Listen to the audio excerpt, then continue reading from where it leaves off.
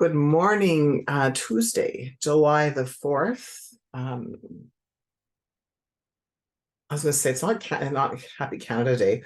Oh, there you go. Independence Day. I'm having a brain fart. Is that what that's called? I'm so sorry, Diane. Happy whatever day. It's July 4th. I'm like, yeah, I just totally turned Canadian there. My apologies. Great to have you. So awesome. And today, so there's a few things that I was going to talk about, and then I just got off a call actually, and with someone, and uh, there was questions that were being asked, and one of the questions was like the vision of the future. And it was so cool to hear different perspectives, because it was a team meeting, different perspectives of what the vision for this future of this company and this CEO of the company. And as I was listening and feeling the excitement from the team members, as I was like, exiting that call and coming onto this call, I think it's a couple of things. A reminder of building something that's exciting, creating something that's exciting, and an opportunity for a question for all of you, which is, are you creating something exciting for yourself? Are you creating, and exciting maybe is not the best word for you, so of course use the word that resonates with you, but are you creating that life? And even more specific, what kind of life would that look like? And this is all tying into the message that's coming up over and over again this last 2 weeks about setting intention, setting a goal, but not setting a goal that's realistic. Meaning, right, we often set our goals based on what we've done in the past. But what if you could set a goal that wasn't based on your past? What would that look like for you, right? And can you really spend some time imagining it? And it's interesting, this morning before I joined the call, I was asking our guides, so here was how the conversation went. Ranchal says, I feel like I'm saying the same thing over and over again over the last, 7 days. Perhaps maybe you have a new message. The voice, nope, this is the message. Ranchal, yeah, but like, I feel like I'm saying the same thing over and over again. The voice, and this is the message. Well, yeah, Ranchal says, and then I hear this, stop, listen, share.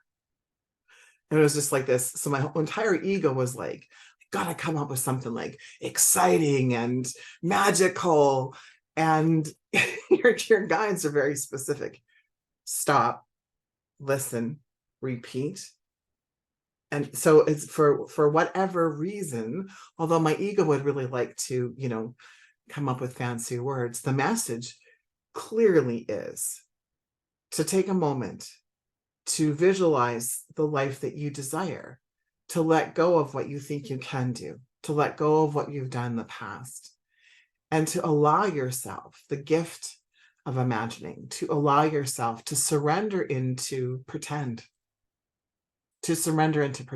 pretend that you could create the life and the business and everything that you want. So for me, it's like, would be like that the health. Pretend that I could create the health that I want. What would that look like? And then sit in it, feel it, involve as many senses as you can. What would it feel like? What would it taste like? What would it sound like? What would it smell like? Who would be with you? Right? What are you doing? And you're imagining it as if you're in the movie. So you're playing it out through your senses, like you're looking at it versus the producer, right? And then ask, okay, then what's the first priority? And it could be something completely different, right, than what you're expecting. I have been playing pretend for the last week, and it started with dad's heart attack. So imagining him being healthy. My dad has always said, if he couldn't be healthy, to not save him, and if something had happened, to pray that he would be 100% healthy, or he would, as he says, go home. And so when he had his heart attack, we were all praying that he would come out of this with the same lifestyle, 100% healthy, or he would go home. And watching this miracle unfold through prayer, and witnessing him becoming 100% healthy through the challenges. Right now he has pneumonia that's common after a heart attack. Right now they're finding some of the things that they thought they had. They thought my dad had restless leg syndrome because my dad self-diagnosed, told the doctor he had restless leg syndrome. So he's been on medication for restless leg syndrome the last 3 years. He doesn't have restless leg syndrome. He has this rare condition. They're not even sure. They haven't even labeled it yet, where his muscles go into spasm. And that's the heart attack was caused because his heart muscles went into spasm, not because he had hardening of the arteries. So through this prayer of him being 100% healthy, now he has this, now he knows that he doesn't have restless leg syndrome. He has this other syndrome, that which is unnamed at this moment in time. But it's so cool. And I 100% believe it's because we prayed that he would be 100%, he would come out of this 100% healthy. So that means that this leg thing, this muscle spasm thing, also will be cured, managed, whatever that looks like. When you decide, when you play pretend, I think, maybe even pretend might be a better word for all of us right now. Right? I don't know. I didn't spend a lot of time playing as a kid, but I do remember pretending that I owned a company. And I do remember pretending making tea and mud pies. I do remember pretending with huts, like making like forts.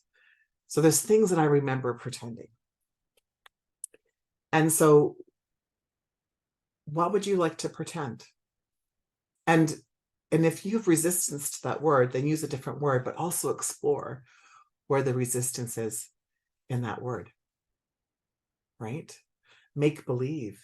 Yeah, make believe. Funny how pretend is make believe, and you're making believe, make believe, right? Like I forgot about that, Tracy. That's a great verbiage, right? And what would your make believe day look like? What would your make believe health look like? What would your make believe relationships look like? What would your make believe business look like, feel like, taste like, smell like?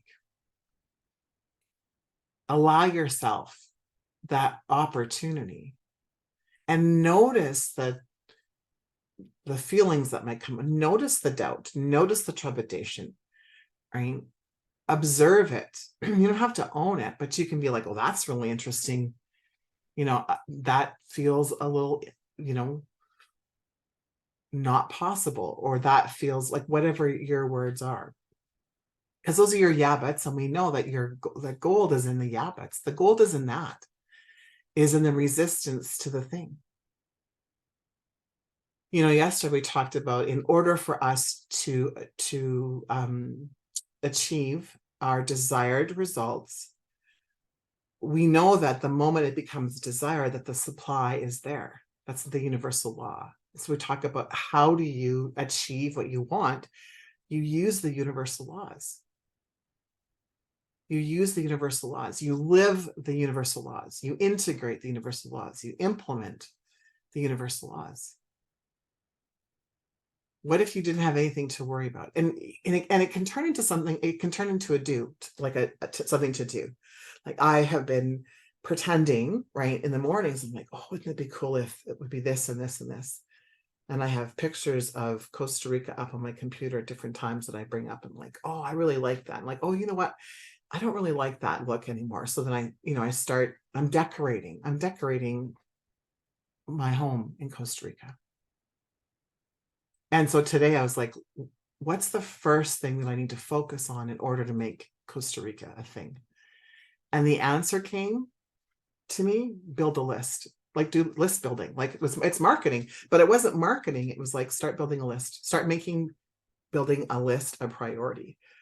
And I was like, well, that sounds really boring. So, right. And I was like, it doesn't have to be boring.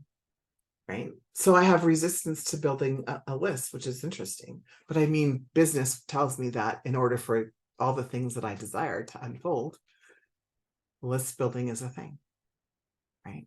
It is. It's a thing. I can make it fun and sexy. Right. And so what are you in resistance of in your reluctance to make believe? Right. And is it because possibly you were a daydreamer when you were a kid? And how many times are children told to stop daydreaming? Right. When Jacob was 5 years old, he came into our bedroom was we had a bi-level, so our bedroom was on top of the garage and his bedroom was on the main floor, and he came up the stairs, and I just remember this as clear as day. We're talking about this actually with my dad. And Jacob came in at 5, and he had a plastic sword. And he came up and he said, I've decided that I'm going to be a knight when I grow up. So he said, Mom, you need to find out if you have any relatives in England, because, and then he goes through the stages becoming a knight. Like you have to do this, and then you become a page, and then you do this, you do this. And he said, there's not a lot of knights in Canada. There's 5. So he's, of course, like, he's not talking quite like, there must have been 6, because he had something that was being read to him all the time. We read in this story all the time, right? And he's always been fascinated by King Arthur and Merlin and magic, and he was determined that he was going to be a knight. And not once did I tell him it wasn't possible. I just said to him, I don't know the steps. So he's like, I'll teach you the steps. You find me someone to study under. Right. And I said, okay, let's do that. Right. And and we did together. We asked my mom and dad, do we have any relatives in England? And what does that look like? And, and we made it a game. But Jake was talking about, not once did I tell him it wasn't possible, that he couldn't be a knight. I just let him pretend as much as he wanted to. When he was young, when Harry Potter was out, like he thought he was a wizard. Right. And there's this other story, and I'm sharing this because we could have this playfulness. When he was out with a stick in the yard at the lake, and he was performing magic. He was doing spells. And his aunt, Dana, bought him a replica of Harry Potter's wand for his birthday. And he was so excited to get this wand. So he was outside doing spells. And he came in, he was devastated. He was crying. Like, I'm talking like ugly cry, like when, and he was, and I thought maybe he was hurt. So I'm calming him down. And he was like, my sword, or my wand is broken. Because he honestly believed that the wand would perform magic. Right. And so then we had this conversation that magic comes from within. That it's not the wand that performs the magic, it's the wizard that performs the magic, it's the Wiccan, it's the person that can create and manifest magic, right? And not once did I say to him that he would never be able to do a spell, or he like, and they talk about, because his grandparents, so Darcy's mom and dad, were like, you have to tell him it's not real. And I'm like, I'm not telling him it's not real. And I never ever told the kids that the Easter Bunny wasn't real or Santa wasn't real. They're like, my friends are saying Santa's not real. I'm like, I don't know who's putting the presents under the Christmas tree then, right? I mean, they knew, but but I never once I allowed the kids to pretend. And part of that was my own upbringing of not having the ability to, the encouragement to do that. Will you allow yourself to pretend? Will you play? Could you allow yourself to play now as an adult? Right? If you could wave a magic wand, what would you want? And not out of desperation. So, meaning not because we don't have it. And that's the key. Not because we don't have it, but something that you know that would help fulfill your life. It would make it more, not at a lack. It's a fine line. Do you feel the difference? Because I think it's really a feeling versus an intellectual understanding. Right. And so focusing on what that looks like, focusing on, the on the end, on the middle of the end, focusing on, right, the magic. What would that look like? And sometimes if the manifestation is not happening, the opportunity is to maybe switch out, to use different verbiage or to use different emotions or thoughts. So as an example, I've been focusing on my health in a broad statement, health and wellness. And what came to me yesterday was it's to focus on something way more specific versus just health and wellness, to focus on what's my purpose of being healthy. What do I want to do with a healthy body? Right? Because if there's no reason to have a healthy body, then my imagination can't take it and run with it. So what do I want to do with the body? Right? So do I want to like present here in the office all the time? Do I need a healthy body to sit and do this? Actually, this last year has proven no. Right? I can do my job, right, and have health challenges. So I know that I need to do something different. So what parts of you maybe need to imagine something differently or be more specific? Right? What would you do with? Where would you go? Right? How would you feel differently with a business of your dreams, a life partner of your dreams, right? The health and wellness, that would be mine, of my dreams. What will I do with it? Who will I be? Who will I become? What does the future Renshaw look like? What does my business in relation to my body and my health and wellness look like? Because if we go back to the premise of life is trying to express itself through you, right? God is trying to express herself through you. Then what does that look like? What does that expression, it's the expression. What does the expression look like? We will create more of the same, with the same thoughts, the same feelings, the sameness, the isness of the same.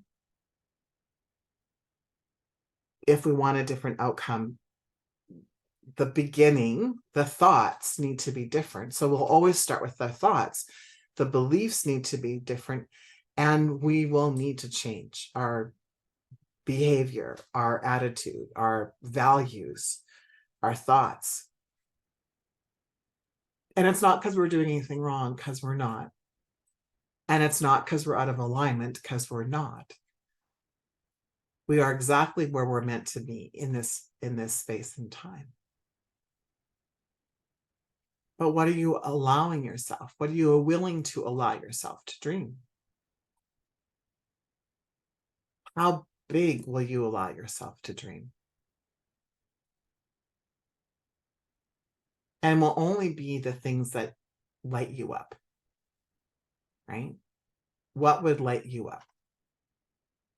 And I'm going to encourage all of you not to just focus on one area, because we're all of our areas are connected, right? So what does the relationship with yourself and another individual, what does that feel and look like?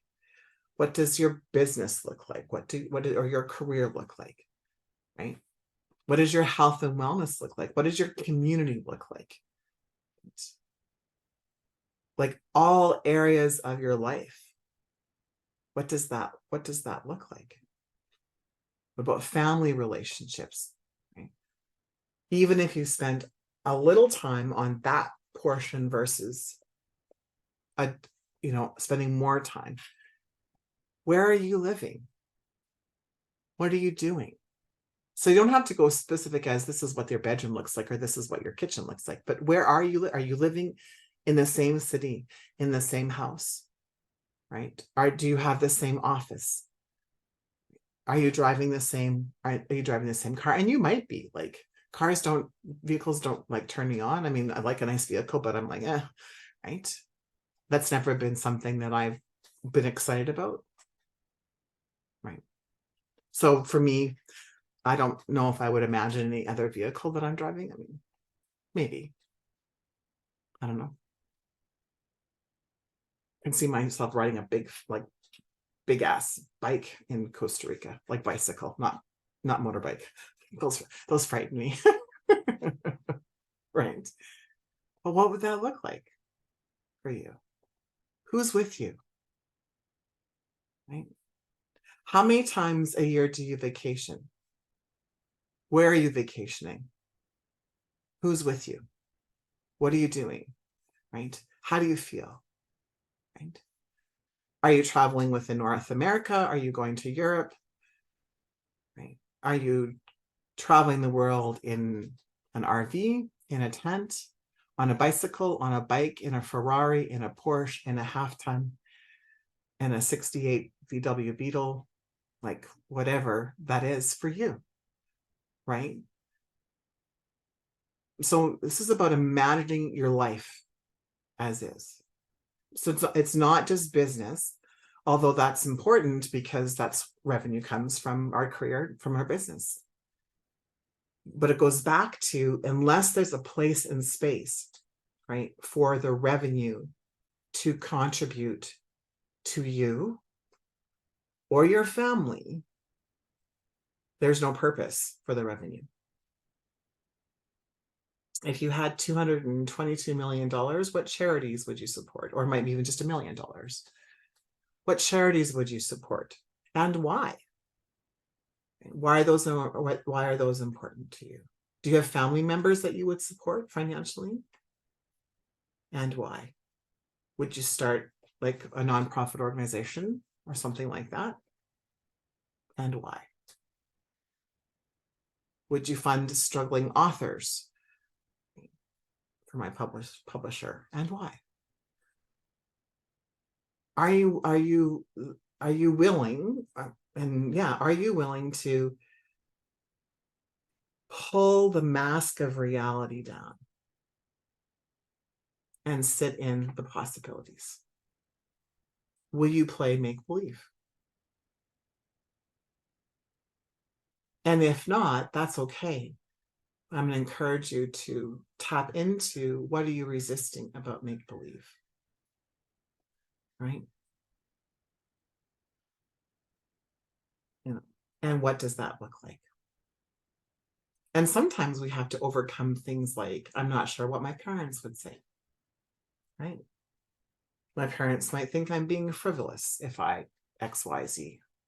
Right?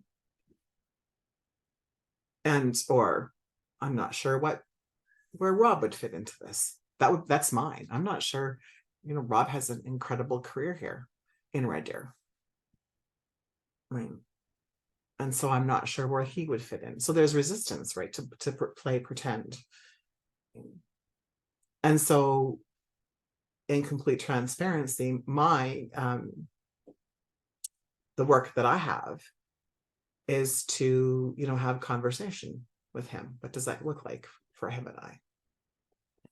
What would that feel like for me to be on my own? That might be a possibility. How do I feel about that? What am I afraid of? Where is my resistance in that? And each one of you will have a belief or a value or a past experience that is anchoring you, not in there's a positive anchoring, there's the shadow side of anchoring, but that is holding you. Maybe that's a better, holding you in place. And are you willing to pretend?